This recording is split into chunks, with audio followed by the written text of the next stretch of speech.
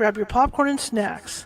Find a comfy spot, take a seat or lie down, and let me transport you to a place of fantasy, ghost stories, ancient legends, odd creatures, alien encounters, and other magical topics. You may even decide to join the conversation. From faraway lands to your own backyard, with a small dash of pixie dust. Turn out the lights and open your minds. The journey is about to begin. Hey, welcome, welcome, welcome. I am so excited tonight. I'm so stoked. Our guest tonight, wow. I'm Charlotte. I'm going to be your host for the next hour or so, maybe longer, depending how things go, because I have a lot for you tonight. In fact, I happened to find, I had this gentleman on 5 years ago on Blog Talk Radio. And so I got into my email and I happened to find some other sounds that he sent me back then. So we've got those sounds in addition to what he sent me for this show. I am so stoked, okay? My name is Charlotte. I'm going to be your host for the next hour or so. We're the California Haunts Paranormal Investigation Team based out of Sacramento. We're 35 strong up and down the state. Oregon, Washington, Nevada, and Hawaii. So we got people everywhere right now. But anyway, I want to thank everybody for coming tonight. If you're watching on YouTube, please subscribe. There's a little guy, a little ghost that has a magnifying glass and a Sherlock Holmes hat. Please subscribe to our channel because we have more than 200 videos and all kinds of guests coming on. All kinds of guests coming on, that came on, and all that good stuff. But what I want to talk about right now is who's coming on tonight. Ron Morehead is the first person to ever get vocalizations from Sasquatch. And I know there's other people that have them, okay? And so I want to talk to him about that because you know his Mr. Moreheads are completely different. I'm thinking it's a different dialect, you know, like anything else. You know how maybe we don't speak French or whatever, so this particular group probably has its own dialect as opposed to the other group that that we've had on the show. But I'm really excited because the last interview we did was 2 hours and we really talked. And we talked up a storm. And so I'm stoked. I'm really stoked. I'm going to just shut up and bring him on. I mean, that's how excited I am. Okay? So here we go. Here. Hello. There I am. It's so good to have you on again. Well, thanks for having me. I appreciate it. Yeah. I found, because you sent me 4 things last time, a sound, and I found them. Well, good. So we have those to talk about tonight. It's been a while, yeah. It has been a while. What have you been up to? Well, I moved to North Carolina, so it's 9:30 back here right now. And I did that about 3 months ago. I moved out of the Pacific, and anyway, I've just been back here enjoying a nice log home on a lake, and weather's great. It's going to be 80 some odd degrees tomorrow, and so that's what I've been up to. I've been speaking at these conventions and these broadcasts like yours, so I enjoy that. That's all I do now. I'm pushing the age bracket here, so I don't jump around the woods and swim rivers anymore. You did all that study, it's like that's a game for the young. That's how I feel with some of the stuff too. Remember like Star Trek when William Shatner says it right, Captain Kirk, he says, "Oh, galloping around the cosmos is a game for the young." Yeah. For me, because I used to, like you, I was out in the woods and fishing a lot, traipsing through the tules. No, it's a game for the young. Not gonna happen. I'm so excited. I had Mike Patterson on a few months ago. And that's why I was saying, when we listen to the ones that you got, I'm thinking, I think it could be a situation where, assuming what he, what he has is true. So we're gonna say that different dialects from different, because they're in different areas. Maybe they came from a different land bridge or something when they came over. But yours just totally blew me away because they sound so Asian. Yeah. Well, they're different, and I say different. A lot of people say they've heard sounds just like we have, but of course, not everybody's recorded them like Mike and like myself and like. Well, I think that's the only ones that really got too much going on, very much going on. So, yeah, it's just that I think there are different types of them. They have different attributes, and they can do different things because there's some anomalies associated with them. That's for sure. Mm-hmm. And that's what I get into with my PowerPoint programs when I talk at these conventions and stuff. So.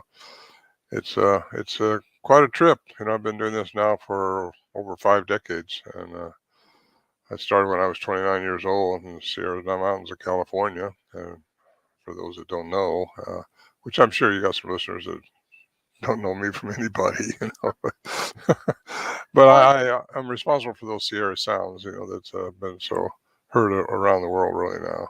right. And can you tell people where did you go to get these sounds? That's the key. Well, I don't tell the spot because I don't want it Okay, no, you don't inundated. have to. I'm just saying. Yeah, but it's the Sierra Nevada mountains of California. Yeah, it's Right. I tell people it's between Yosemite and Tahoe.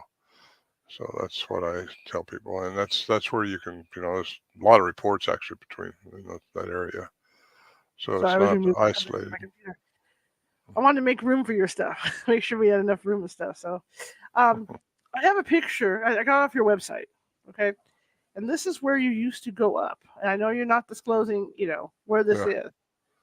But Ted, yeah, didn't somebody tear it down? yeah. It went down in 2015. Mhm.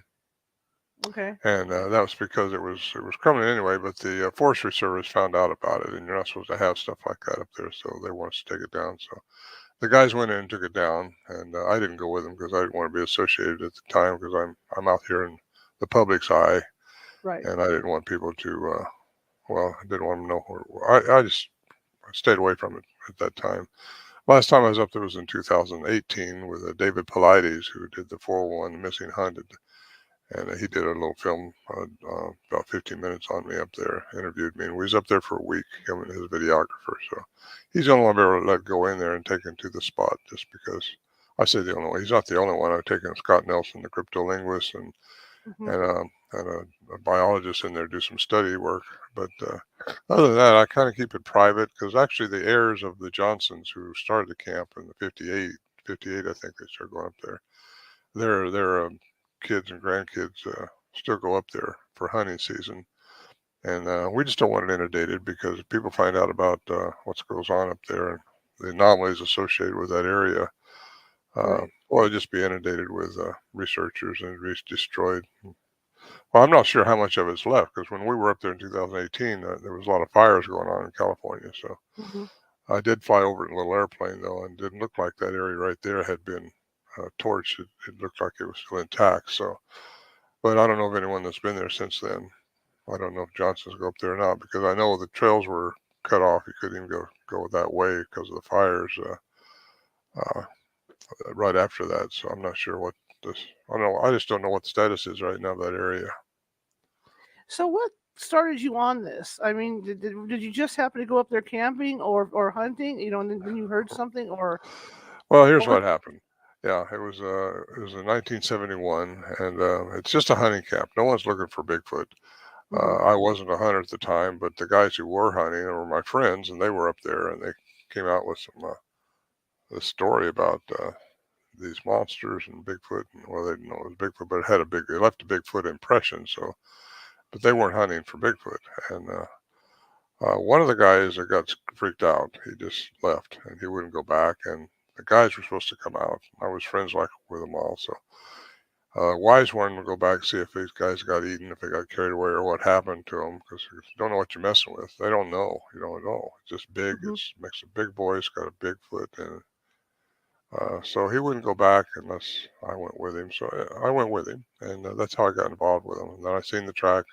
The guys were okay. They were just packing up to get out, and but it's 8 miles into the wilderness. It's quite a trek to get in there, and he about killed me getting me in there because he's like a mule. This guy was.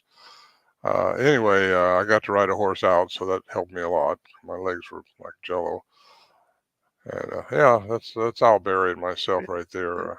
He's the investigative reporter that went in 1972. And he recorded some sounds too. He was going in looking for a hoax, thinking it was probably somebody pulling his leg, but it wasn't, and he wrote a book about it. And anyway, he got the fostered the sounds, study of the sounds at the University of Wyoming. Dr. Curlin, electrical engineer, doctor electrical engineer, studied them for a year, and he gave a report on it, wrote a paper, and it's in a book called Man Like Monsters on Trial, and it was presented at the UBC in British Columbia, 1978, I think it was. And anyway, that didn't go as far as we thought it would, but it showed a professor behind it who said the sounds were not manipulated. They were not speeded up. They were not slowed down. There was no 60 cycle hum. Of course, he found that out through I.E. Tybal, the people that studied the Watergate tapes. He sent them back to New York, and they said, well, there's no 60 cycle hum in it. These are much too powerful to be a human made.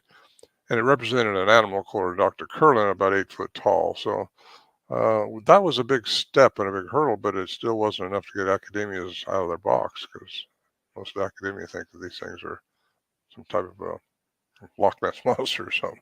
Yeah.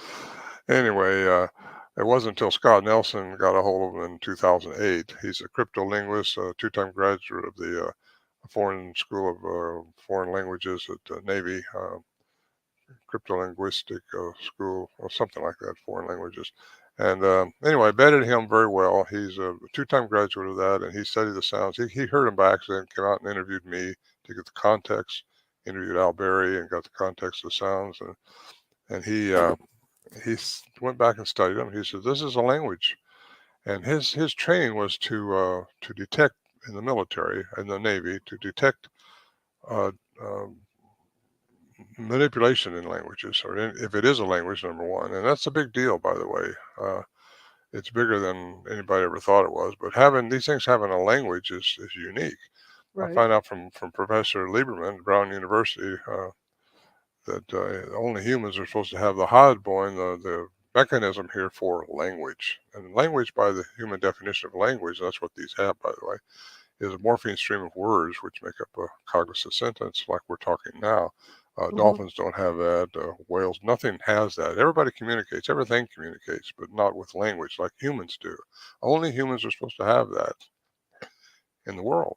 Well, these things have that. So that tells me, that takes us to another level. That tells me that there's a human component to these, at least the ones we were dealing with. That's the only ones I'm talking about, the ones we were dealing with in the Sierras there. So they have a human component to them, I think. And not I think, they have to have language. And by the way, these are outside the average human range. Humans can't do this. You see the study Dr. Curlin did, you see a box where he's put the average human range in, and then you see the sound that he studied, where all these little icons are that made those sounds. And but still, people who say they can make these sounds and they can imitate them and all that, they're full of you know what? Well, they can't do it. They can't do it. These creatures are stepping on each other with their vocal mechanism. They're talking to each other, and very clear. I got some really clear recordings. I had some very clear ones too, but they burned up in a house fire I had. But anyway, that's how it got started with me. I started going back up there just as often as I could, and I started becoming a hunter at that time, because that's what the camp was all about. The Bigfoot was a big deal, but we were underestimating what they were at the time. They were just some kind of a big unidentified ape running around the woods. That's all we thought. But there's so many strange things going on too. You didn't know what to do with it, so we just kind of put that up on the shelf and thought, well, it's still just a bear-like animal, some kind of monster out there. But it got me on a trek of 50 years now. I've been interviewing people, talking to people, traveling around the world, been in the Siberia, into Nepal, South America a couple of times, studying the elongated skulls, see if there was a crumb trail on the sagittal crest that they report on Bigfoot up here. And so I've been studying it and looking into it and wrote a couple of books, and it's been quite a captivating thing for me. Exciting thing, I got to tell you. The thing is, they're in almost every state. It's not like they're just in California. They're in British Columbia. They've even got them in Tennessee. And maybe where you're at too. Didn't I hear there's a story about a lake monster or something that hangs near the lakes in your area? Yeah, I spoke in Gatlinburg last year, and also, and I'm going to Knoxville next month. I'm going to Hastings soon. I get to lose track of these things, but yeah, I spoke in back here. I've been speaking back here. There's a big interest in it back here, because there's a lot of them being seen back here, and especially in the Davy Crockett area, I guess, a big forest over there. And so I was surprised. There's thousands of people show up at these conventions now, and there's thousands. I was just in Kelso, Washington here last month, and there was over 2,400 and some odd people there, and it's just a lot of interest in this subject matter, because A lot of people are witnessing these things, and more people are hooking into it. I don't try to convince anybody they're out there. That's not what I'm doing. I don't. I just tell them what I think they're all about and where I think it has taken me over 50 years of studying it, and it's Hmm. taken me into how they do what they do, because that's what I've heard so many reports of. These things are disappear, or the trackway stop, or something like that takes place, and a lot of that stuff happened to us up there, and I think I got some of the. I'm headed towards the answers to that, and I think it runs into quantum physics really. And most people, we live in a three-dimensional paradigm here. Hmm. It's not a paradigm; it's what we live in, three dimensions. But there's more, as we probably know if you're into physics at all. They've established 11, at least 11, I think, different dimensions, and we only see in three. We see in the light's parameters, and light's parameters is 440 terahertz to 770 terahertz. That's the frequency. Everything's frequency, energy, and vibration, according to Nikola Tesla, which I think we must know that. But we've all been brainwashed with Newtonian physics says that's all there is. But Newtonian physics of 1687 was based in everything being material, physical, predictable, measurable. Well, nothing's no. I asked somebody how far it is to the end of the universe one time. That's not measurable. How do you measure that? So I I just it set me off on a trek ever since I was a little boy. I looked up the stars and wondered where in the world is the end of space. Somebody tell me, well, that wall looks like. And you can't. So you have to just conceive it, and that's where quantum physics is. It's all mathematics, and the universe is perfectly mathematically perfect. So that's where the physicists, theoretical physicists, get off, like Einstein did his his theories through math, and all the Schrodinger, Bohr, all those physicists of old, they got into modern physics, which is called quantum physics. And that's only a Hmm. little over 100 years old. Dr. Max Planck, who got a Nobel Prize for it. That was in 2000 or 1918. It was, yeah, just a little over 100 years ago. But you don't hear that being taught too much. You got to really uh, work to learn anything about it. But what you learn is what you can see in your three-dimensional environment with your eyes perceptions, and that's all you can. We're trained to believe, but it's just not that way. There's more going on. We have to live with it because that's what we're in. But Right. quantum physics rides on the back of classical science. When we think about that, and we think about the Sasquatch, I saw you on a TV show. I can't remember what it was, but they were talking about how sometimes there's a blue light when Sasquatch appears and disappears. Well, I saw a UFO up there once. It was a blue Okay. ball of light. It might have been Okay. what you might have been me when you saw Maybe that, that's because yeah. I'm the one that said that because I did. See. And that was when all this stuff was going on too. But it was a controlled big ball, it was like the moon coming down, except it was controlled. And I lost it behind the tree line, so I'm not sure. But it was close to our area, and but there's more going on than that. There's the sounds you couldn't identify, and they weren't vocalizations; they were metallic sounds. Uh, Wow. Time we thought we heard it, I thought it was a tuning fork, just a huge tuning fork above our head. This is the daytime. You're looking around to see the source of it, and you can't find it. There's no helicopters doing that. It's not a helicopter sound. It's a whoo, whoo, whoo, like a tuning fork. And there's just other things going on too. I mentioned this filming that I did up there in 2018. I thought I heard a car door slam outside this shelter. Now we're 8 miles in the wilderness, very imposing. You can't drive to it. That's how far you have to hike to get there, horseback or hike. You can't take a motor vehicle in there at all. So it's way high in the Sierra Nevada mountains of California, but a lot of Well, strange things went on with us up there. like you say, when you talk about quantum physics and stuff, I mean, you think, I mean, could it be our own government, tapping into that kind of stuff and messing around with that stuff up there? Because I mean, no one technically is going to be up there walking around and stay. You know what I mean? And so Yeah. for them to be doing these tests, that's where they would do it if they were going to do it.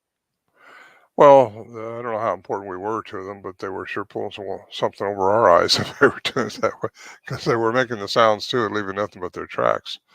Hmm. So you have to wonder. Yeah, I mean, nothing's impossible, but I don't think so. I think it was something foreign, something from the cosmos maybe, or or just something we're not aware of. But I think there's a lot of alien activity going on now. There has been for eons.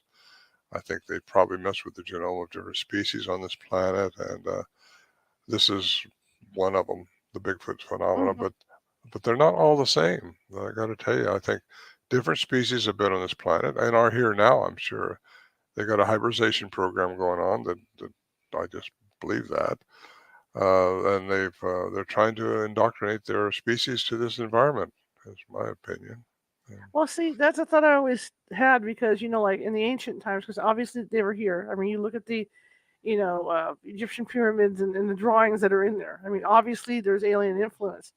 And my thought was that we have the Neanderthal and all this going on.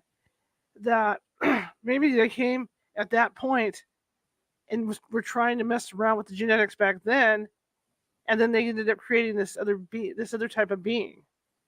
But then when they realized that it wasn't going to be, I don't want to say intelligent because they are intelligent in their way. They are intelligent for what they're doing out in the woods and stuff.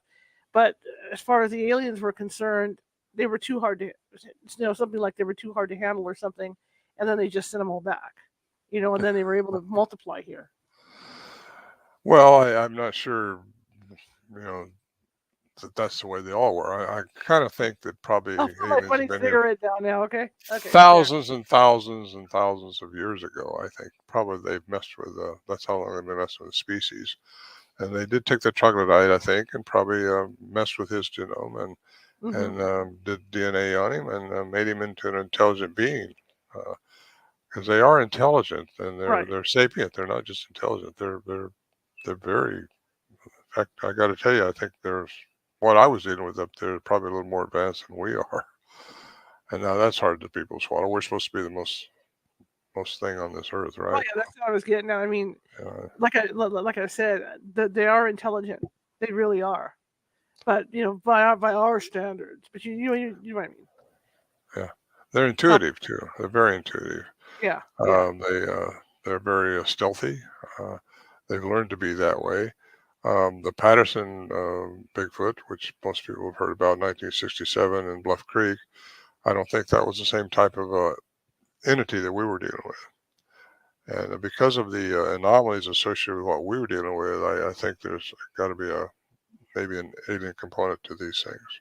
Hmm. So what they were doing, why they were reaching out to us like they were and messing with us and toying with us sometimes, uh, it was we don't know why, other than maybe so I could talk to you tonight. I don't know, Right, right, right. because it's been a it's been quite a trip and quite a learning experience for me to get into. Because I think Bigfoot's the smaller story here. The bigger story is what's going on this planet, Right. and I think that's what I'm tuning into more and more and more as I go.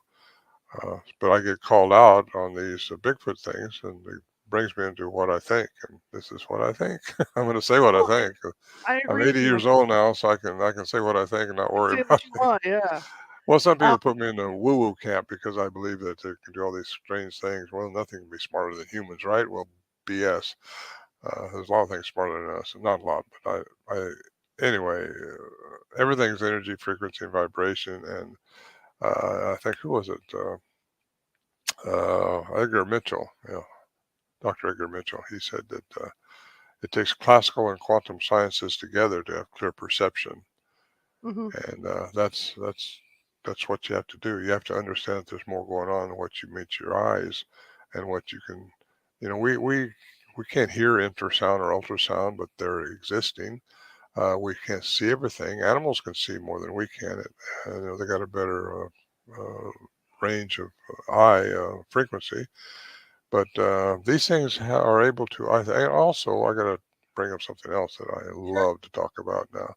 Is these people say they disappear? Well, for a long time, you don't agree with that. Just no, nothing can disappear. Well, yeah, it can go out of our perception. And how does that happen, though? That's the key right there. It's quantum physics, because if everything's a vibration, if they can change the vibrational frequency somehow, they can change matter into energy, and there they will disappear. They will go through the fourth dimension of the plasma field, and just you won't see them. They'll look like a ghost. And then what happens? Their trackways the trackways just stop because there's no more density. Right. And if you really want to get into, there was a doctor. What was his name? I wrote it down here because I knew I was going to want to talk about this one. Paul Derrick, 1933, won the Nobel Prize for he mathematically showed how matter can go directly into energy. Okay, how do you buy that one? Well, now CERN, you know what CERN is Right. over in France. Well, they've proven that through CERN. You know how they can create matter from energy and energy from matter. You can go back and forth with it. But anyway, I had to say that part because that's fun. Absolutely. Because these Well, things can change their matter there's a lot into to explain energy through because vibrational frequency. there's got to be a lot of them out there, that people are unaware of, and it makes a lot of sense because as much as we as the humans are in the woods, with their cars, with their ATV, with the horses and hunting and doing all this other stuff, there's still a rare thing to see, Oh, absolutely. It's and like that's being why, hit by lightning twice. yeah, and that's why I agree with you where they must have some kind of capability to hide. Well, I believe that. And of course, I think there's a science behind how they do that. And why didn't we see them more often? Because sometimes Right. I'd hear them walking around our shelter out there because so many sounds we got, they were right out there. And waiting for the light to break in the shelter's walls, because it's just a lean-to there. And yet you never saw the shadow. You never see anything break. Uh, you know, because you hear it out there, but you don't see it. And I wondered, we didn't think about anything like this at the time. We just underestimated what we're dealing with totally. Hmm. Uh, but we didn't try to figure this out. We thought we're still smarter than they are, right? Well, you could rig up a camera trap, which we did on several occasions, but they'd go around it. Well, you got it 6 feet high, and they've been coming in that way every night after the food, and all of a sudden they won't come in that way because there's a black thread 6 foot up there. Well, they watch you do that. They know what's going on. They're not a stupid animal. At least what No. we were dealing with. I want to re-emphasize that because I think over the eons, and we can talk about these things being here for eons, they probably inbred and crossbred with the indigenous people, and that's given them more of a human component Hmm. than bringing them more into what we are. And that's what I think the Patterson film represents was something that a hybrid type being more so than what we were dealing with in the Sierras there. But again, a lot of people have seen these things all through California, Oregon, and the Pacific Northwest, all the way into Washington. I just moved off the Olympic Peninsula, and there's quite a bit going on up there. Do you think have you seen rises and increases in the activity? Well, I think more and more people are getting aware. So, and I think the young ones of these, because when they do procreate, they keep their young ones in this environment. I think until they learn how to do what they can do, Hmm. and that's what we had a young one up there. In fact, I recorded his voice. And I think it's young. It sounds like a young one. It sounds like a big one coming down on it for getting too bold.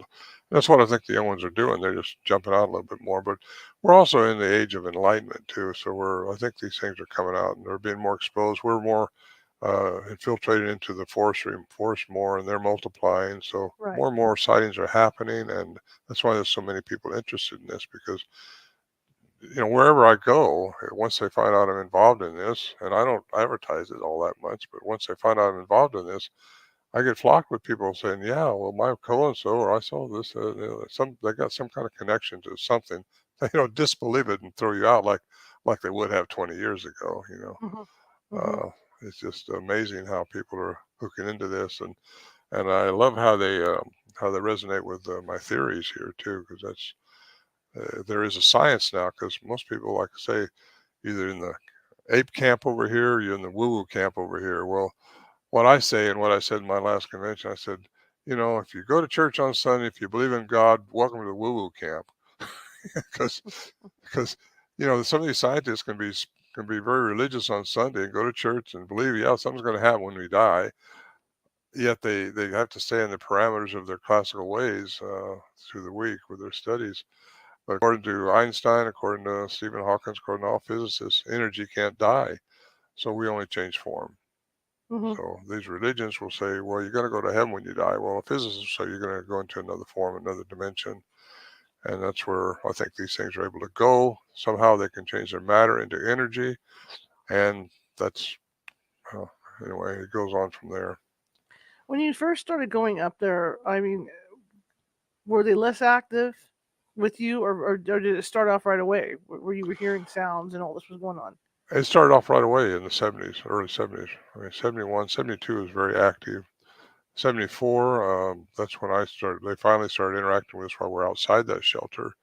And that was just me and Bill McDowell, my friend. We were out there. We just hauled supplies in our horses and mules, and they knew we were coming. They knew where we was going. They got there before we did. I established that the next morning when I seen their tracks and some things that went on. They actually did a couple things that we know they did it just for us so we could see it. And that was 1974. And that's the night, by the way, I got to see one, which was my first all this time. And they were, I could say, interacting with us. And I started recording. I got my little tape recorder cassette. That's all we had in those days. And started recording it. And that's what I produced my second CD with my story. And those sounds, the tree knocking, the whooping sounds, the chattering back and forth with me. I started yelling back. Again, underestimated. I was trying to mimic them when they were trying to tell me something. And you could tell it was a question. I mean, just from the inflection on the sentence. So I don't know what they were saying. The cryptolinguist transcribed a language. He did not translate a language. Hmm. So until it could get translated, I had people over the years say, "Oh, I know what they're saying to you. They all tell me something different, though. So how do you know what to believe?" Was there ever, Until they, uh, was there ever any worry, like when you guys were out? I don't know how you did your recording. If did you do the recordings outside by the fire, or did you do the recordings inside? inside mostly, Okay. except for the one night in 74 when they started interacting with us while we're outside by our stove. I was fixing, Bill was putting the horses away, and I was started the stove up with fire. We'd haul that in a couple of years before and put it together. And so I was making our dinner and getting it ready. And what we found out is once they start whooping and knocking and pounding and doing stuff like that, they just leave it alone. Don't try to shine a light out there and see what's going on. Just act like nothing's going on. Don't give them the time of day, Hmm. and they'll start coming in closer. And the first thing you know, they started yelling out at me, and that's when I started yelling back, like, "Okay, I'll go Wow. with it." And I got it all recorded, and that was fun. That was an So exciting night. the one that you actually saw, how close was it to you? Oh, it was way out, ways away, probably 60 yards, maybe. Yeah, about like that. Maybe 40 or 50, somewhere in there. He's just shooting through the trees, bright moonlit night, and he was coined the samurai cry. We was taping him anyway, and actually Matt Moneymaker from BFRO coined that sound in 1995 when he heard it and put it on his website, and it's been kind of taken off. Oh, that's samurai language or something. But he made this big cry up behind me, and I seen him going streaking down to where we think the little one was with the female, and we think that's what we think. All I seen just him going through real fast and very fast, by the way, just like they floated through the trees, and so that's my only glimpse. And Bill saw one that night too, and it was a long time coming. That's incredible. I mean, to just go up there. To me, I don't know if I'd be. I told you last time that I was thinking about joining up with PFRO. I had their handbook and everything I had read. I don't know if I have it in me to be that brave to do what you did, because you don't know. I mean, obviously, well, maybe at first, you know what I mean, because you don't know what their reaction's going to be. Well, when you're 29, nothing can hurt you, right? There you go. Yeah. I was 30, right on there. It started at 29, but it went on for quite a while. And that's what's unique about it too, is these things knew we were there. They knew we weren't going to shoot at them. We felt like after a while they weren't going to attack us, because the first sounds we started recording was very aggressive and chest beating and teeth popping and really gorilla type sounds, but yet they were chattering Hmm. and talking to each other. And I say talking, it's very rapid chatter.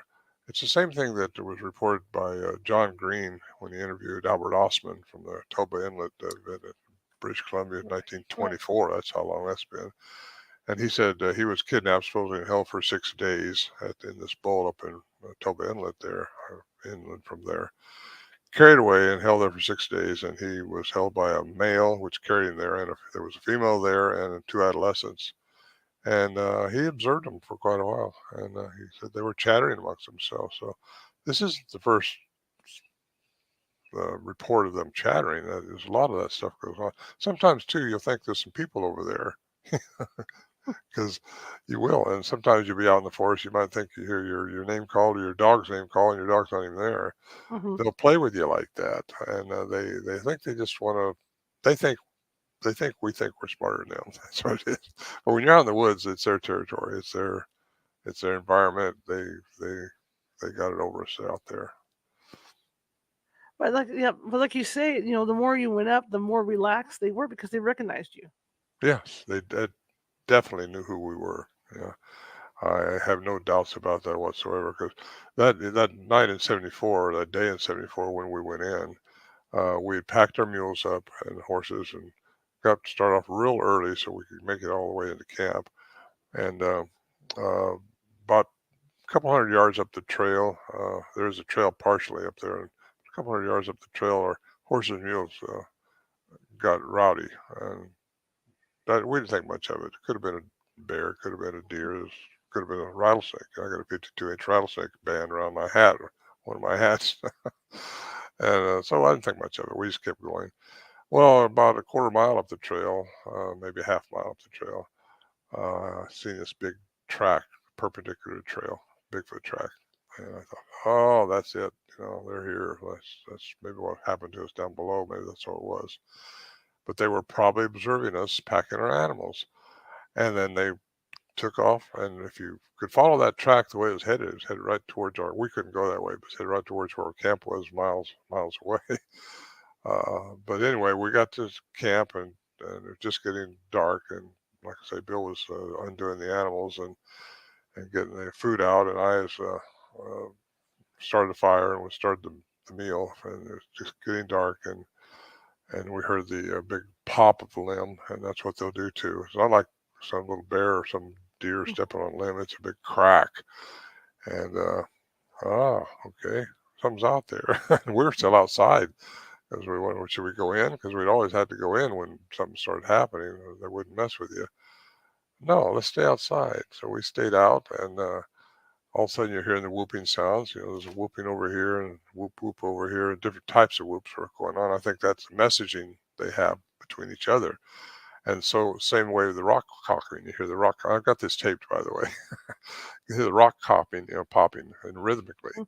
Then you hear a tree knocking over. You think it's a tree. You think it's rock because that's what it sounds like. Mm-hmm. And then all of a sudden, like I say, if you just ignore them like we did, then all of a sudden they start yapping, and they start yapping at you, and I yapped back. It was fun, exciting, I gotta say, yeah. And that went There's on for about an hour that night. That's incredible. There's reports, of them throwing rocks and stuff at people. Did you experience anything like that where they were tossing rocks, not so much at you guys, but just to make to get your attention? Not at our camp. No, Larry Johnson, one of the guys that was up there, he's Warren Johnson's son. He was coming in from a way he normally don't come in as the camp, walking in, and he said a rock, pretty good sized rock, was thrown over his head, and it wasn't just falling; it was thrown. And when that happens, that means you're getting too close to something. You ought to change your direction or something like that. So anyway, there was one other time Al Berry and I went on outing together up in Chester around Lake Amador up there, and these guys in the woods way back in there, mining camp, old abandoned mining camp, said they'd been encountering these Bigfoot creatures. They'd seen it a time or two, and we went. They picked us up at the airport. I flew up there in my plane, and they took us to where they had this going on. We was way back in the middle of nowhere, this into this mining road, and we was around the fire because it's dark, and all of a sudden, there goes a rock right by us, hit this tree. And I mean, it was like an arrow going by you. And Al Berry was recording at the time because we was talking around the fire. and it took something to catapult that thing with one heck of an arm or something, and just nothing happens like that with just a human arm, or I don't know how.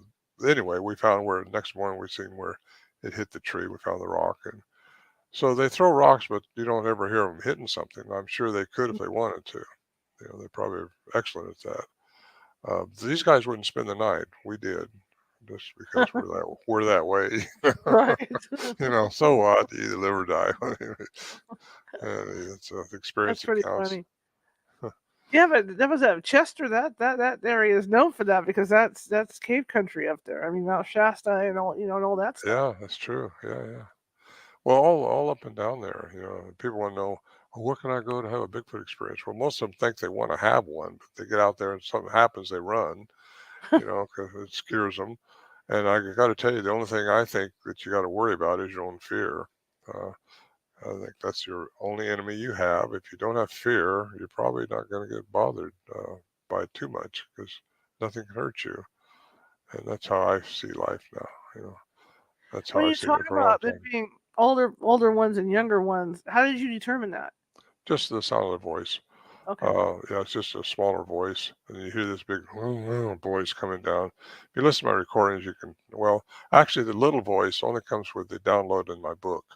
My book, Hmm. Voices in Wilderness, has a download of sounds, and I used to send out a CD with that, but I got too busy with it, and I couldn't pack it. I just didn't want to mess with it, so I have it filled now through Amazon, and I couldn't put a CD with it then, so I just put the download link in there, and they can hook onto that and hear the sound, or you can download it all on my website, and all of them's downloadable, and you can hear the little voice, and you can tell it's a small one. And plus, we've seen tracks in the snow up there when it did snow and we were still there. Uh, yeah, a little 9-inch track along with an 18-inch track was dropping along the snow.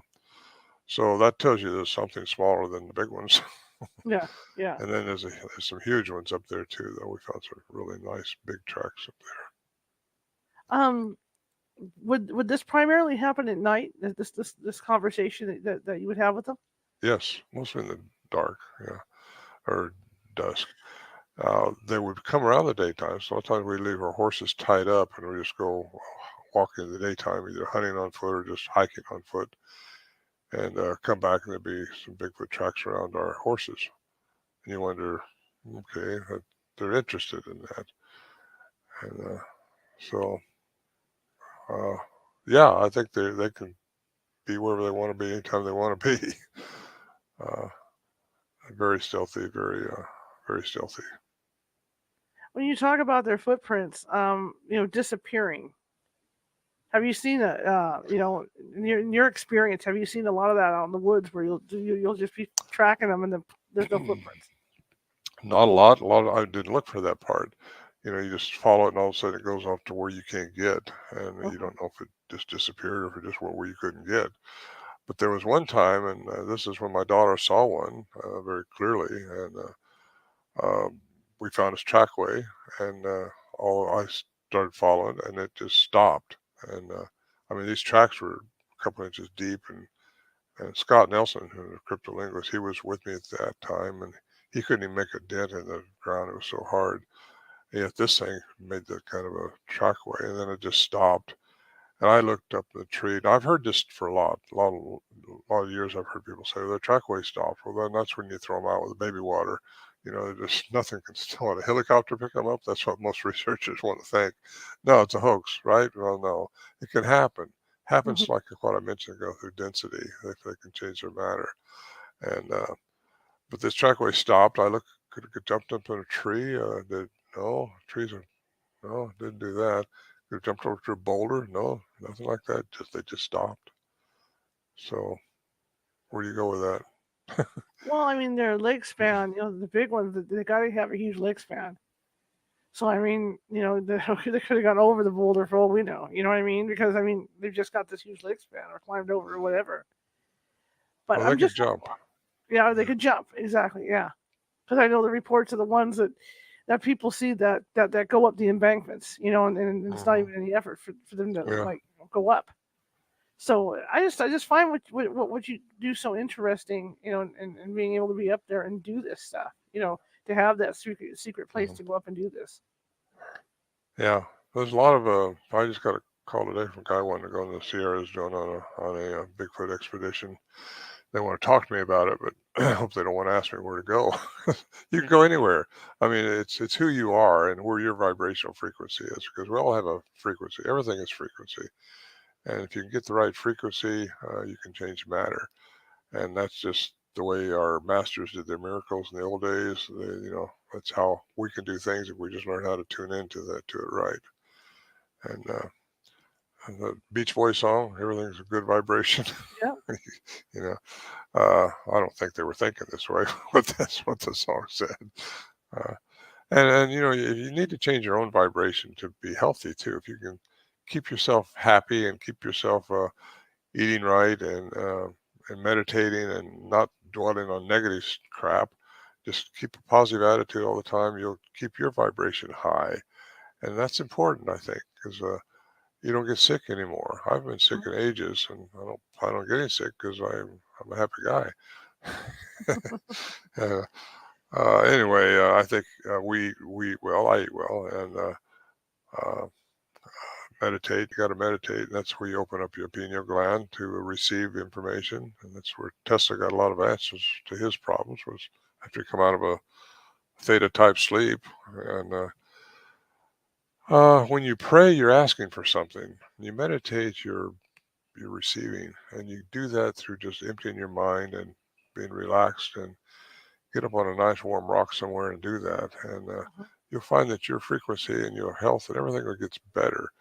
And you learn that this life really is all about just experiences. I've had a lot of experiences. We all have. That's what life's all about, is experiences. But more than just the experience, I think it's how you respond to the experience. If you learn to respond to experiences, no matter what they are, with positiveness and not negativity, you learn to have compassion for people. And you learn what love is all about, really. And when you get into that, and this is my philosophy here, but it's not just mine. It's how masters became masters, was telling us how to do it. And I haven't learned how to walk on water yet, and I haven't learned how to turn water into wine. Mhm. If I could do all that stuff, I'd really I'd save a lot of money. Number one. Absolutely. Absolutely. I get carried off on these things. I mess up That's the okay. Bigfoot story here, but No, it's okay. I mean, it's I where mean, Bigfoot's taken me. That's Charlotte. It you just become very open minded now. Yeah. One with the universe. That's Yeah, how cool. big is the universe? Somebody tell me how far. I got kicked out of the scientific club when I said, somebody here's got to tell me how far it is in the universe. Everything's measurable, like Newtonian physics says. Well, tell me how far it is. I want to see the wall. And, what's on the other side of that wall? You know what I gotta give you guys credit for. I mean, you would sit in the dark in this what the shelter, and you hear them walking around. Well, I mean, I can admit, when I've gone camping, the deer would come in. I'd be in a tent, the deer would be coming in. I even had one poke its head through the tent once. Okay, so I can only imagine what these things sound like, because they're so big and heavy. As Mhm. they're walking around the outside. I think I related to a two-legged elephant. The last time I really heard some really chatter was in 2011, Hmm. and I had arranged it. Scott Nelson and I had been up there 3 times that summer and spent about a week each time. And didn't get anything definitive. It had some things happen, but unless you can really pin it down, I don't say it's a Bigfoot. If you can make anything else out of it, I make something else out of it until you know. So anyway, I wonder, well, if they're still around. And he left to go back to his teaching job in Missouri, and I got a friend of mine, actually, one of the son of one of the guys who used to go up there, and I said, "Do you want to go up there with me?" And yeah, let's go up there. So we was going to go up there again, and he backed out. So I went by myself. And you really shouldn't be doing that. I mean, No. anything can bother you up there. Like I say, I had a 52-inch rattlesnake up there, and 9.5 rattlers on that sucker. He's my hat band now. Uh, and yeah, a bear, a lot of bear around there. But I went by myself in 2011 and set up this little tent. I didn't want to sleep in the shelter. It just was closing and the trees were getting bigger, and it was, anyway, I slept outside this little tent. And before I went to bed, though, the mosquitoes were horrible. So it was still daylight. I went inside the tent, and this big old crack happened right outside the tent. I went in there and started reading and everything, like a big tree pop. It's not like a gunshot going off, really, just really loud. And I thought, oh, I got company. Something's out there. And nobody's following it, by the way. It's not like there's other people around. We know that. I mean, it's just imposing. Nobody wants to do that, number one. Anyway, I wait a couple of minutes. I think, well, I wonder what they want me to do. So I got out of the tent. It's still daylight, and I'm waving this T-shirt around here, trying to keep the mosquitoes off of me, And I say, I just want to talk to you. Come out here. I'm here now. I'm not going to hurt you. Not that I could have, but all I had was a 38 pea shooter, with birdshot in it, because that's just to scare the bear away if they come and get your food or something. And nothing happened. Nothing. So I went back in the tent and zipped it up and set my tape recorder on brand new lithium batteries in there, checked it all out, so everything's fine. At 10 o'clock that night, I hear this chattering going on about 50 feet away, maybe 50 yards away, something like that out there. Couldn't tell how far it was. And same time, something popped to one of these old barrels we had up there and started tromping around out there. Very bipedal, heavy. And, it's 10 feet away from you. Just, you don't know what it's doing or what it's going to do. My tape recorder wouldn't come on. It wouldn't record. And that's one thing you got to do is make notes and record, because otherwise you'll question yourself later the next day. Or so, did this really happen? Did I dream it? So I'm trying to anyway, this thing kept tromping around. I started yelling at it. I said, "Hey, I told you not to come back later in dark and scare me."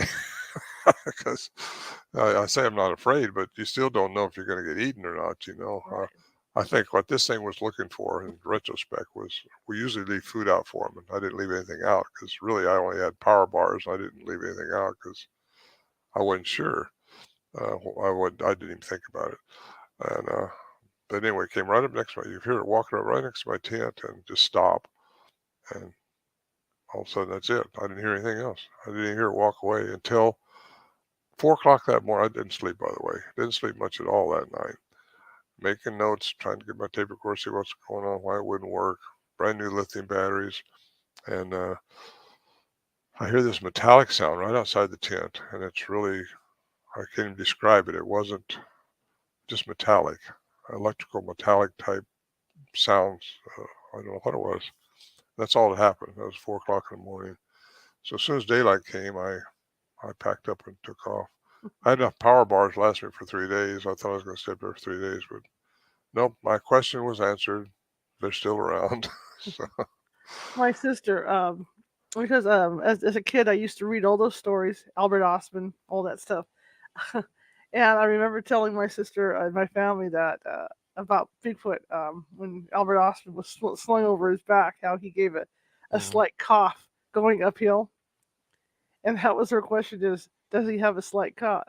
Does he have a cough? Very funny. Okay, a cough? Yeah, because Osmond had said that when he went up a steep incline, he had a cough. And so to this day, because I must have been like 7 or 8, and to this day, my sister remembers that. So she just mentioned it in the chat room. Can't trust family. You just can't. We got some interesting sounds we captured. I've read that story. I went up there to Toby Inlet. I flew up there in my plane with Peter Byrne and Al Berry and a videographer, just to check it out and check out Albert Ostman's story out. We stopped in Camel River and had a helicopter on standby there that we could call, because I took my plane. We just slow flew the whole day around looking for the bowl that he was supposedly held in. We was going to get helicoptered in there and stay there to look for artifacts, snuff cans, something like that he said he had. But we never could find the bowl. And flew right into Toby Inlet and checked out the altitude and everything he said he was at when he saw the ships. And we studied it thoroughly, really. And truthfully, I called up John Green and I asked him, I don't think he was in Toba Inlet. None of us think he was. You know, he thought I was saying that Albert Ostman lied about it. I said, no, I don't think he lied. I think he was just mistaken. There's a lot of inlets up there. And you take the Indian that supposedly rode him up there on the boat, the Hmm. timing and all the stuff. And I know he was methodic about how he got out of there and what he's seen when he seen Mount Baker and all that stuff. But I don't think he was in Toba Inlet. Just didn't gel. So never did find the bull. Never did. So we didn't land in a helicopter like I His did in story is Alaska so this summer. interesting because I mean it even shows the family, the family unit at work. Yeah, You know, yeah, yeah. They're family. They're running families, yeah. and that's pretty much for sure. And yeah, I was fortunate to go to Alaska uh, this last summer with the Travel Channel and on that Alaska Killer Bigfoot series they had out, and I think they had me in episode 4 and 5, I think it was. And they took me in there, and they want to know what to do because they want to I don't know if you know the Portlock story or not, but do you know about it, the I don't Portlock know about story? that. Oh, well, this whole village abandoned this village about 70 years ago because these people were being tore apart. There's several people killed and missing, and there wasn't a bear. They saw this thing, and it was like a Bigfoot monster, and they wanted to rehabituate that area because it's a fishing village, but Hmm. no one's there now. And so they wanted to know what to do about this Bigfoot creatures that are up there. And I said, well, chances are there's more than one, number one.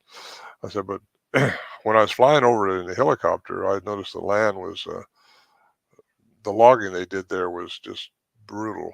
They were wasting logs. They were also overfishing it, I think, and from the pictures I saw anyway.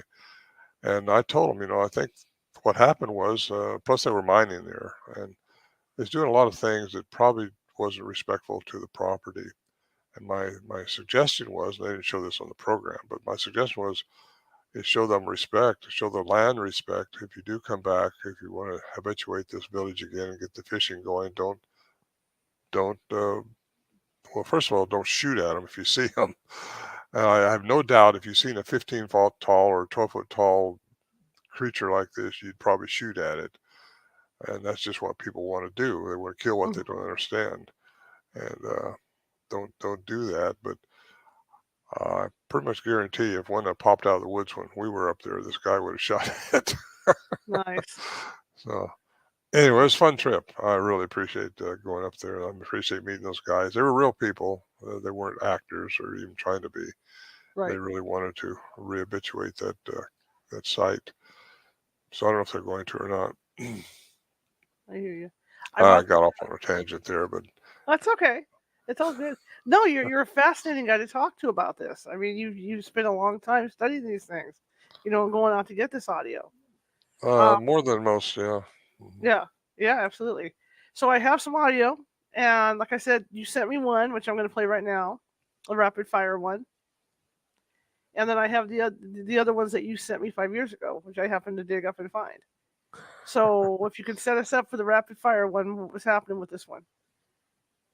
Well, it's probably, I'm not sure. It's probably the two talking to each other.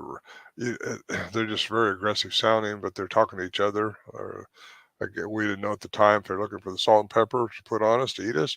They're going to carry us away in our sleeping bags like they did Albert Osman. What's going? We don't know what we're dealing with. Other than they're big, they're strong. Our guns, it's hunting camp. Keep in mind, we're all heavily armed, so we thought, well, we'll shoot these things that come in after the shelter after us, but we never shot at them. Never shot at them. And they didn't intimidate us out. But these sounds that you're fixing to hear are very intimidating, and that's why one guy wouldn't go back up there, and he don't go back to this day. I don't think he goes up there. Too Yeah, spooky. Very religious person. You don't know where to put that in your religious paradigm. absolutely. All right, here we go.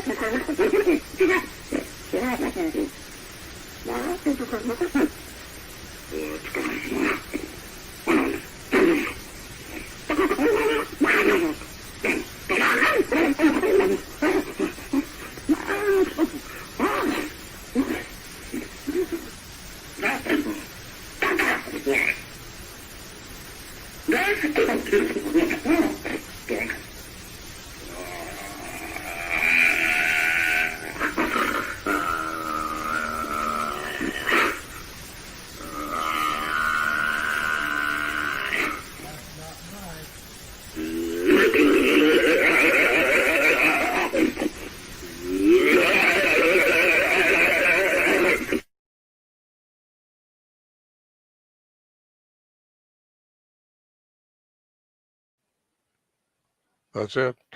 Yeah, I wouldn't want to mess with that either, boy. That was Warren Johnson. That's when we get kind of comfortable. We realized they weren't really maybe coming in after us, but he he's the one that said that's not nice. But that was from inside the shelter. Al Berry, that's his recording. He had that out outside his microphone outside the shelter, about 40 feet up behind the shelter, actually.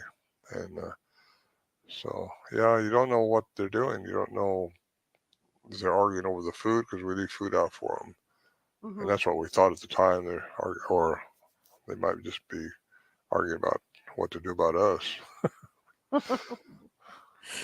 Wow, that's incredible. Okay, the next one is the attention one.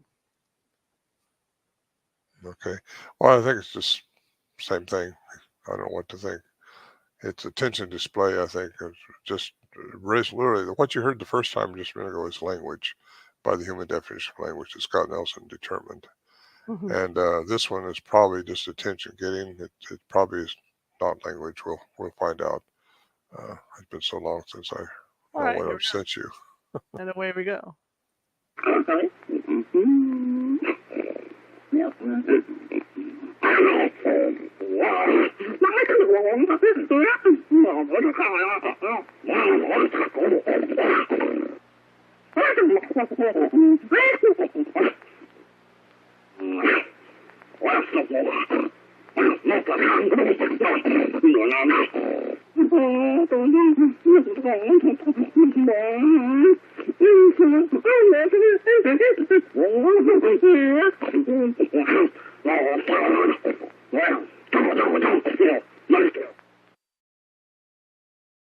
And that one sounds like speech. You know, that's really exactly right. Yeah, that last little mooey tail sound you heard there at the last is in the human range, and that's the actual clip right there that Dr. Curlin studied thoroughly. That's what he talks about in the paper they wrote, and it shows on the graph in this Man Like Monsters on Trial, and that's where his paper is written in that book, and it shows the human range, and it's got these icons of different tones that they were making, sounds, and a lot of them were outside the human range, way outside. And then that last little bit where it says "muy tail" like that was inside the human range, and that's pretty cool because I got called off on the Art Bell program years ago, and somebody said, "Oh, that's human. You know, somebody's playing with you guys." Well, no. Now that we've got all this study done and the facts are out there, people that say it's a dog's fight or anybody can make those sounds, or right. They're just not doing their homework of what we've had done with these sounds. They've been out there for 50 years. They can't be debunked because they're not debunkable. Right. Yeah, that sounds like human speech in a couple of spots. Yeah, wow. Yeah. In fact, we sent it to a primate specialist back somewhere back east here somewhere, and they heard it. And they're supposed to be a scientist. She is a scientist, but she didn't do scientific because we sent her $2,500 to look at this thing, and she just listened to it and said, "Oh, that's somebody playing with it. That's human." Well, she didn't do a study on it at all. She just said that after she listened. That's not science. Alberry got really mad. I just said, "Well, there goes my $2,500." And he wrote to her. He did everything he could to try to get her funding taken away from her. She wouldn't give us our money back because she thought we was playing with her. But anyway, that's how narrow-minded some people are when it comes to the subject matter. It's just they don't want to believe that anything can they don't want to believe that something like that could be out there because only humans have the vocal mechanism for language, and this Right. represents language. Right. That one's something. This is the one you talked about earlier, the one that sounded like a question.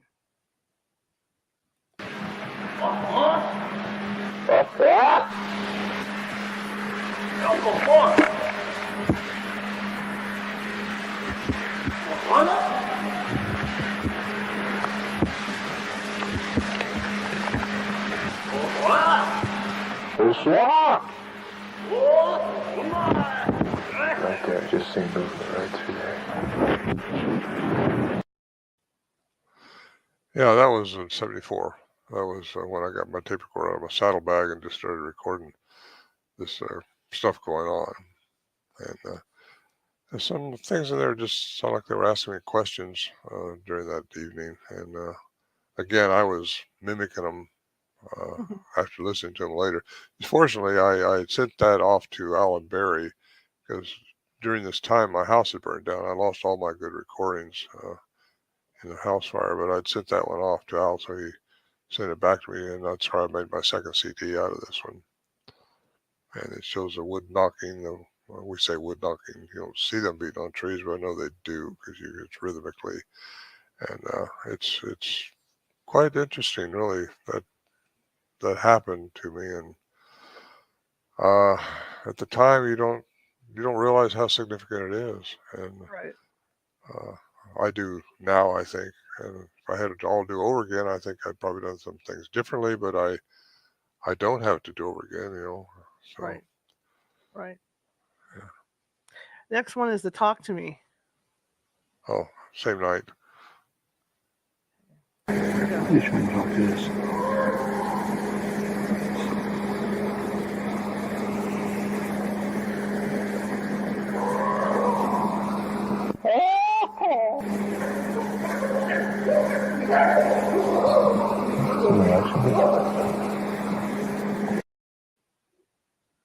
Wow. Yeah.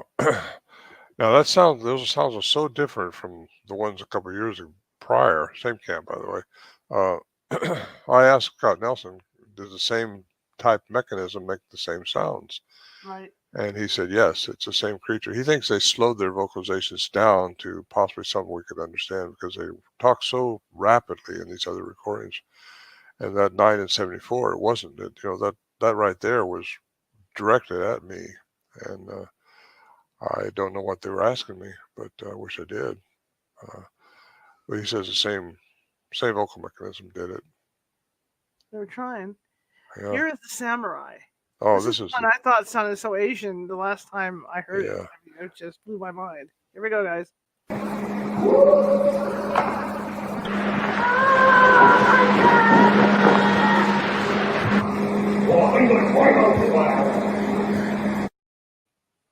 Yeah. Yeah, that's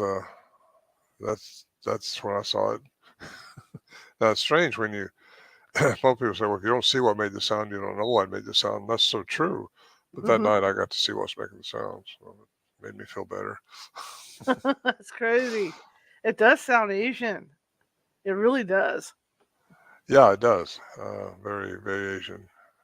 And some of this vocalizations we've heard up there, and I was down in Yucatan and got with some Mayan descendants who still speak the Mayan language.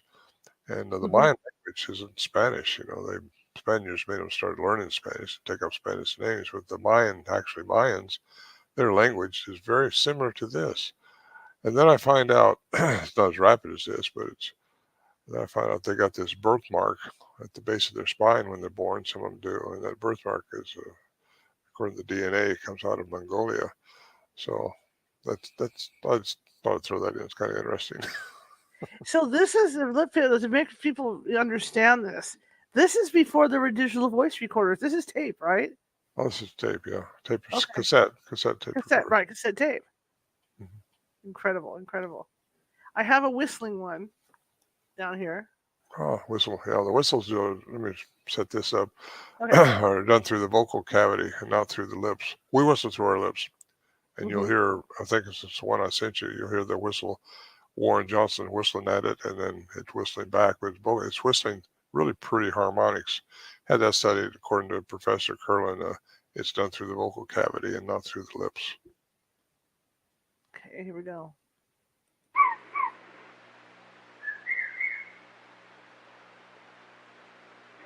Come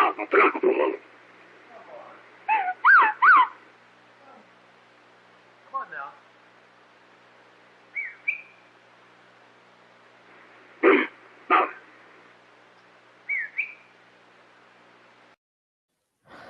Yeah, Cool. it was Warren Johnson stepping. He's passed away now, but he was kind of the leader of the group. When he wasn't there, I would kind of be the one that we felt like this one voice is all should be out there when trying to communicate with them.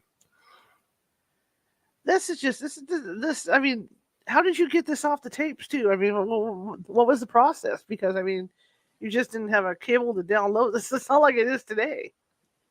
Well, I used to have the cassettes, and now since then I've taken the cassettes and put them on CDs and put them on DAT, and that's what we've done to preserve them. Because yeah, tapes should be crumbling after about 20 years. Oh yeah. But how were you able like you made these? Well, I guess by the time you made these files, you were able to transfer them. Well, the first thing we did was took them to the studio, yeah, because when I made my first CD in 1990, late 90s, that's the first CD that I made with Al Berry's story, and it's narrated by Jonathan Frakes, Star Trek Next Generation. And we went down to Burbank to make that happen, and that's when you transfer them over to do all that on commercial CD. So they're all preserved, and got a lot of them. We're all recording. It's not like just one or two recordings. Bill McDowell was recording. Johnson's were recording. Al Berry was recording. So we'll have the same stuff. So there's a lot of collaboration there. Mm-hmm. But again, I'm the only one with their neck stuck out that's talking about this stuff. The other guys that are remaining, what couple that are still alive, they don't get into it like I do. I had asked Bill, my good friend down in Morehead, California. He said, it's hard enough to get people to even believe in there's a Bigfoot out there, much less the stuff that went on with us up there. Yeah. So he said, I just don't even talk. Well, he's pretty stable and kind of very well thought of in the whole community, and he just don't want to deal with it, because it's strange, and most people just can't get their head around it, that could exist. But more and more people are nowadays. That's why I say these bigger groups, these conventions, when I speak at them, are housing thousands of people, not hundreds. Like used to be, I'd speak and just be a few hundred there, maybe 200 or 300. Now there's 2,000 or 3,000. I think I remember telling you the last time you were on that we had a house not close to Happy Camp, but about 20 miles from Happy Camp. And I remember going up to Happy Camp. My dad, knew I was into this stuff, so he drove me up to Happy Camp to check it out. And of course, they had the Bigfoot, museums thing going on. With yeah. And the guy in the green SUV, right, the Bigfoot hunter. That's Bigfoot research on the Peter side. Byrne. That would have been Peter Byrne, probably. Yeah. So it was funny because I'm just like, wow, they're really, because even though I had read up on it and stuff, I never realized that people were actually out in these big SUVs and stuff, going out and doing. Oh, it's a big deal. I had no idea 50 years ago that it could turn into something like we're doing now. No clue. Didn't realize how significant it was, and just didn't think about it. A lot of people are into it now, and that's why I'm considered the grayback, one of the grayback. Now, Peter Byrne, I just talked to him the other day. He's still alive. The guy's at 95 years old. He's a total flesh and blood. And people say, well, you're either flesh and blood or you're a woo-wooer. Well, nothing is just flesh and blood. Nothing. It's all energy, frequency, and vibration. We are at our most minute level of existence, frequency, energy, vibrating at a level. And you find frequency of anything, you can change the matter. And that's just science. And yet it's hard for people to get their head around that. You think you're making things happen. Well, you are making things happen. I didn't say that right. But anyway, I thought I'd throw that out there. Well, I agree with you because in doing paranormal work like I have for the last almost 20 years, there are certain people that are more inclined to see stuff and experience stuff than others. And I agree with you that it's whatever frequency they're on. Yeah. And people talk about these things being a mind speak. They ask me if they ever mind speak to you. I don't know. I'm too analytical. I always try to, well, what am I thinking about to make that thought come into my head? You don't know. But I do believe if they can tune into your frequency and they can mind speak. I don't doubt that. I don't doubt too much of anything anymore because everything's possible. But I Right. know one time Warren Johnson and we'd heard this, him and I were up there by ourselves, and we heard this out there mouthing off one of these Bigfoots, and he had to be behind this big tree, and we was inside the shelter. I said, well, let's jump out there right quick, and we'll see it run off because it's night. It's nighttime, but starlight and moonlight at 8,400 feet elevation is bright. You can see, you read a newspaper, and so we jump out of the shelter and we both start walking up there. We're probably 10, 15 feet apart, just slowly walking up. We're going to see this thing run away. We're going to get a glimpse of this thing. And all of a sudden, we're froze, just like in a force field. I mean, that's how I relate to it in my book. Just a force field. You can't go any further. And we could go back, and we weren't talking to each other. We were just really careful, and couldn't get any closer to that tree. And he looked over me and said, "I don't know about you, but I can't go." And I said, "I can't either." So we turned around, and went back, and we no sooner got back to the shelter, this thing starts mouthing off again, and with his chatter, and you think it's just like he was laughing at you or something, like I showed you guys. I brought this up to a scientist, Dr. Leroy Fish, actually, who's passed away now. But he said, science doesn't want to know about your fears. And I said, it wasn't fear. Uh, it wasn't. He said, well, it had to be infrasound or pheromones. So it'd been, I think, infrasound affects you. You can't hear it, but it affects you. It's what large animals use. Tigers use it to prey at things. Actually, I think Hitler uses to control people years ago. But giraffes use, elephants use it. It's a sound that you can emanate. Large animals emanate that, and it can affect you, but you don't hear it. So I thought it was probably pheromones. Mm-hmm. Because infrasound, because pheromones only work within the same species. But now that I believe there's a human component to these things, it could have been pheromones, or may have just been an attribute that we don't understand how they brought that on to us. That's another thing too. How they either hypnotize us all. One time we thought our camp was being tore apart up there, and we look outside the shelter door later when it all stopped and nothing's changed, and that you heard the barrels being ripped open and stuff, and Mm-hmm. yet they weren't. So what do you do with that? They really hypnotize us all, or do we really hear something? That their voice mechanism able to do that kind of a sound? It's very expansive. It's very unique. Their voice mechanism is much superior to ours. I have no doubt they can mimic just about any animal they want to mimic in the woods. What gives them away is their amplitude. They're very loud. I thought I heard an 800-pound owl up there one time. Well, it makes you wonder because there's also that part of twilight. People go into that almost that twilight sleep before they fall asleep, and Yeah. you'll hear sounds. Well, that's the alpha state. Yeah, And alpha sounds that don't exist. You might hear an explosion in your house, or something falls or something, but nothing falling. yeah, that's you get an alpha state. You're kind of working outside your beta awareness. So we're in a beta state right now.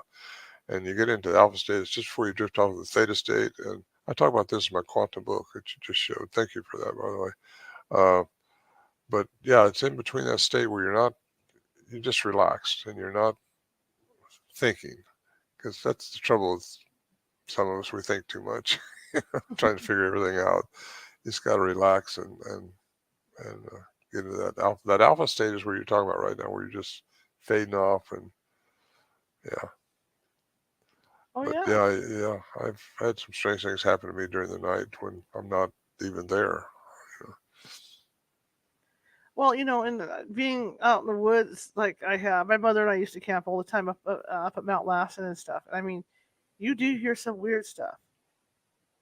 like at night, like you say, things being moved around that aren't being moved around, and you get up in the morning and you think, well, gee, that's going to be over there, but it's still where it was. So there is definitely something odd going on in these places. I think if we could see everything really going on around us, like I say, we only see within certain parameters of light's frequency. If we could see everything, we'd really be amazed. I mean, there's all kinds of things going on around us in different dimensions that we just don't see.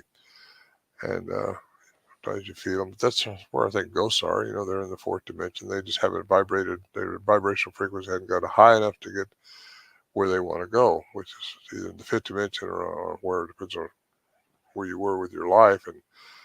And if you got to respond to where's your karma going to be, do you need to go back and respond to something better and learn what love and compassion is all about, or are you just going to fade away? No, you're not going to fade. Nothing dies. So where are you going to be?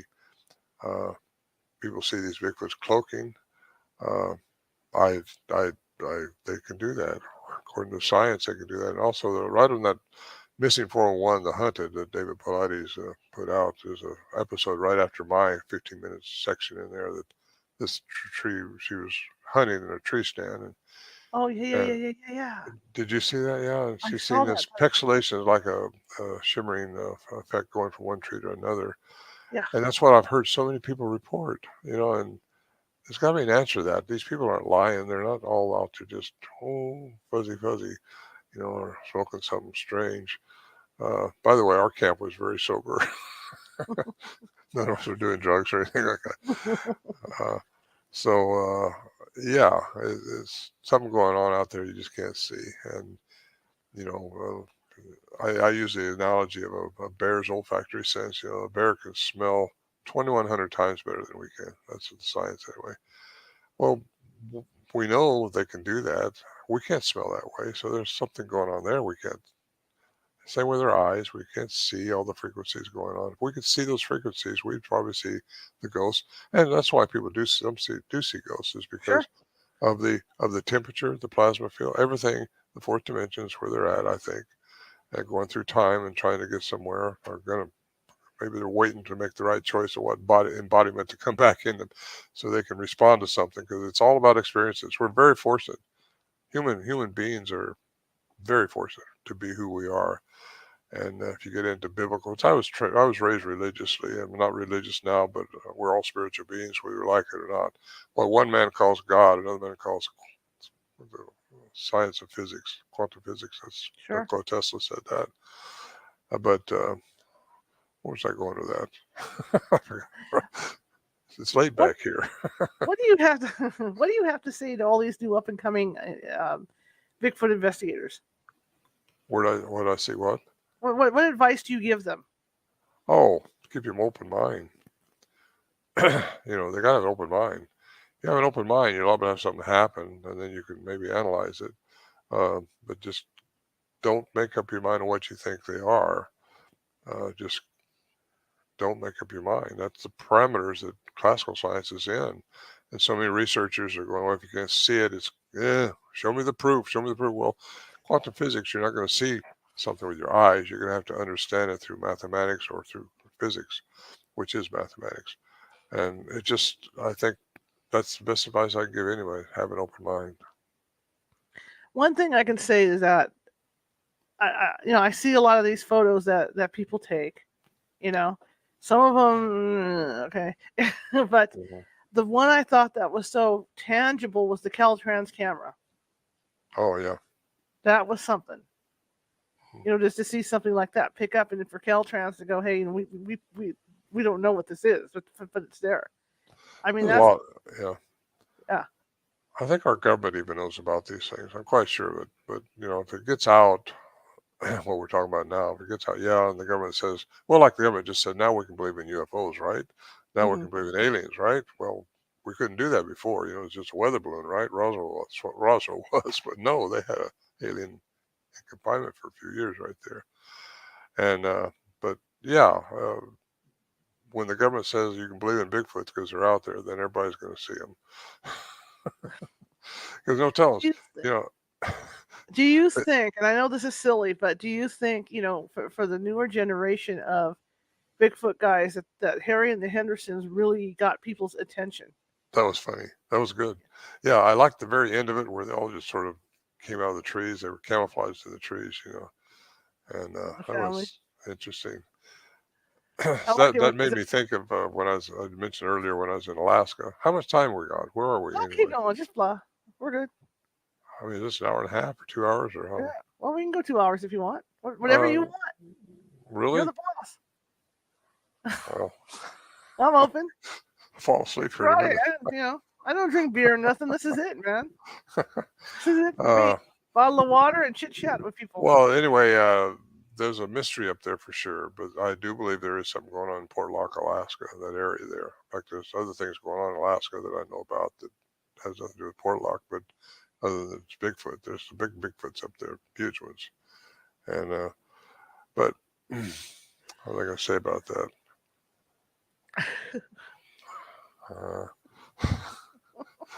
I get tired about this time. It's late. It's not dark. It's not late where you're at though. Well, if you want to, knock off, I'm good with that too. I mean, I'm fine with it. If you're tired or whatever, up to you. I'm leaving it Well, up let me to say this just before you do, if I do nod off, drop off asleep here. you. On top on the screen. It's past my bedtime. No, my website is ronmorehead.com, Okay. and that's where people can download my books, Okay. Voices of the Wilderness. It comes with a embedded sounds if you order the book, or if you just download it, you'll hear the sounds. The Quantum Bigfoot is there, and I have 2 CDs, both of them about 40 minutes long. There you go. That's one of them. And I wrote that as my first book. It talks about, it's my chronicle of doing this. And it's 40 years of doing it. And anyway, I kind of like that book. Sell a lot of them still. But they're all filled through Amazon. So the only time I sign them is when I'm at a conference or something. That's the only time I have the chance to, because I don't stock them here at the house anymore. Absolutely. Well, you know what? I'm going to let you get some sleep. Hour and a half. I think we're good. I'd love to have you on again to chat another time with you about, like the stuff in Alaska and stuff. How's that sound? Yeah, Alaska is a wild frontier. It's a interesting place. I used to live up there. I was in the military up there, in the Air Force, Elmendorf, for a couple of years, and there's a lot of more than people would realize. There's stuff going on all over that people just don't realize. And again, if we could see in all frequencies, we'd be amazed at what'd be going on. Absolutely. I have a last question out of the chat room. Yeah, good. I need questions. Bigfoot are shy and secluded. Is hunting them causing them to be is it intrusive for us to be hunting them? Yeah, I don't encourage that at all. But some people think that's the big dollar shot, if you can shoot them. But Fred Beck supposedly behind Mount St. Helens shot one, and he swears up and down he hit it dead on and fell, and they never could find the body. But I've had other people say that I had him right in the scope, but I couldn't shoot him. It looked too human-like. But it's a human nature, especially if you got a gun, to shoot things you don't understand. Right. That's just a shame, but that's what we do as humans. And no, it's wrong to shoot at them. It's wrong to even go out with that attitude. In fact, you got to go out just neutral. Just be simple, have fun. I've got a whole bunch of bullet points on what to do and what not to do. It's because sometimes it's what not to do that's more important than what you do. And have fun. Mm-hmm. That's what life is supposed to be about. Aren't there some states that have protections on them though? I thought Eureka had protections on them. I don't think there's protection in Eureka. I think it's up in southern Washington. The county passed an ordinance like that. Yeah. Okay. It's the Columbia Gorge up there. Little Creek or whatever it was. Yeah. Yeah, they won't do that until they acknowledge them. Science hasn't acknowledged these things, and they won't as long as their funding is coming from the government. Whoever controls the money is controlling the narrative. That's why I think we're going to see a lot of interesting things coming up in the future. A lot of interesting things. I think we're going to be inundated with, before too many more years, if not sooner, with aliens, really, UFOs, and you can see more and more of them. They're going to come out, and we're in the age of enlightenment now, so things are going to come out of the woods, and we're going to know more than we've ever known.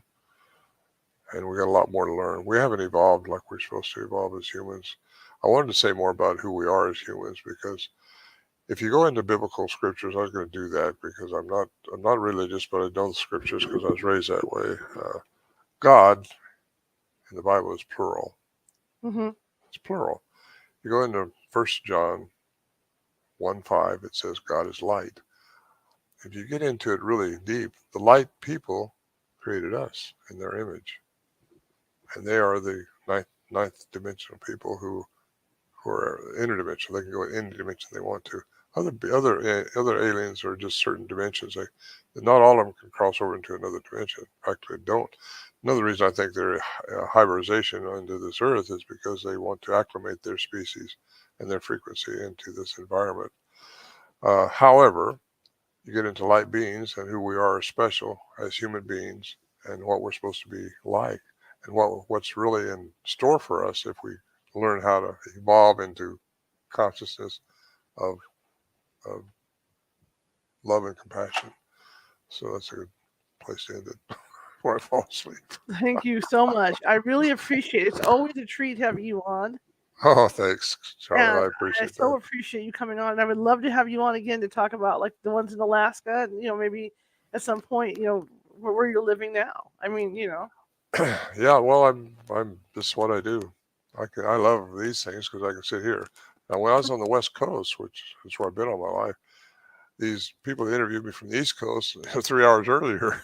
There you go. There you go. It's working against me now. I was on one of these just the night before last, and it was the same thing. I started at 10 o'clock, but it was only 6 o'clock where I was, where they were. I think something like that, or 4. Well, next No, time we'll 6, start earlier for you too. I get it. well, if you ever pre-record, that works out really well for me. We could do that too. See, we can do whatever you want. Well, Charlotte, thanks for having me. I really appreciate it. For you, anything. Okay. Oh, But I really Very- appreciate you coming on, and Well, it's always good to see you. Okay. thank you. Same here. All right, Ron. You have a good one. Take care. Okay. Bye. Bye. All right, that was fun. I love having him on. It is so fun. And every time, hang on a second, I'm looking down here. Okay, there we go. Every time he's on, it just blows me away. Those sounds, because I don't want to say Bigfoot fiend. It sounds terrible, but I am a person that followed Bigfoot since I was like, as soon as I could read books. My first trip to Mount Rainier impressed me because I knew it was Bigfoot country, so I had to buy my book, and I still have the Mount Rainier Bigfoot case book. Stuff's like ancient in there, but it's still there. But I want to thank you guys for coming tonight. We usually don't do a Friday night, but it was well worth it for Ron Morehead, to have him on for you guys to hear those Bigfoot sounds. They're a lot different than what Mike Patterson has up in Oregon. But, different dialects, like he says, different forms of the species or whatever. Who knows? But, yeah, I hope everybody learned something tonight. Sunday I'll be back reading, so I'll be back reading something Sunday. We're gonna read something. So come back Sunday at 6 p.m. Pacific time, and that's what I'll be doing. Remember, I have a ghost tour scheduled for March 26th, and I will take you on a ghost hunt, whether it's an old hotel or whether it is a haunted cemetery. We're going to do this, okay? And no, it's not one of these psychic tours where they take you room to room or grave to grave or anything like that and blah, blah, blah, blah, blah. We're going to take you out with our equipment, and we are going to show you how to do a ghost hunt and show you how to use how to use all that equipment. So it's going to be just like a real ghost hunt for you, okay? Nothing jellied over. Plus, you get to meet me, spend time with me, right? Yeah, I can tell you're all excited. Anyway, I want to thank you all for coming tonight. And if you like the show, share it with 5 people. If you hated the show, share it with 5 people anyway. We're equal opportunity here at California Haunts Radio. Check out our website at californiahauntsradio.com. And if you want to check out the paranormal website, that's California Haunts Radio. CaliforniaHaunts.org. See, it's like a tongue twister thing going on. Okay. Again, if you're watching from YouTube, please subscribe to our YouTube page. There's a little guy down in the corner down there that is a little ghosty with a Sherlock Holmes hat and a magnifying glass. He's investigating. That's our chief investigator. And click on that, and that'll subscribe you so you know when videos like this come up. If you can't find YouTube right away, the best way to do it is to type in California Haunts on YouTube. Boom, we should pop up. But if not, we do have a dedicated URL, but it's complicated. But if not, go to our website, the radio website, click on the video that's on the front page, and that'll take you directly to the YouTube site. Now you see that little thing flashing along the bottom. This is my PBS moment. California Haunts Paranormal Investigation Team is a nonprofit. So in order to bring this show to you, everything comes out of pocket, just like all the equipment that the paranormal group uses comes out of pocket. So I need help like anybody else to keep things going, and I want to keep things going. I'm a journalist by trade, and I enjoy doing this show and bringing everybody interesting people that I interview and information to you. So if you can kind of help me out, I'd appreciate it. That's at paypal.me/California Haunts.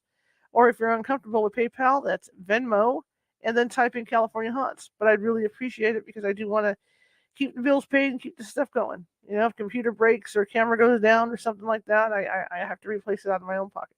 Okay? Anyway, I want to thank you guys for coming again tonight. And don't forget about the ghost tour. You can find a link to that ghost tour and get more details on the California Haunts Radio website. Just go on the website and go up to extras and click on that, and it'll take you down to special events, and that's where I have it listed. So I want to thank you all, and I will see you Sunday so we can read a haunted book. Have a good one.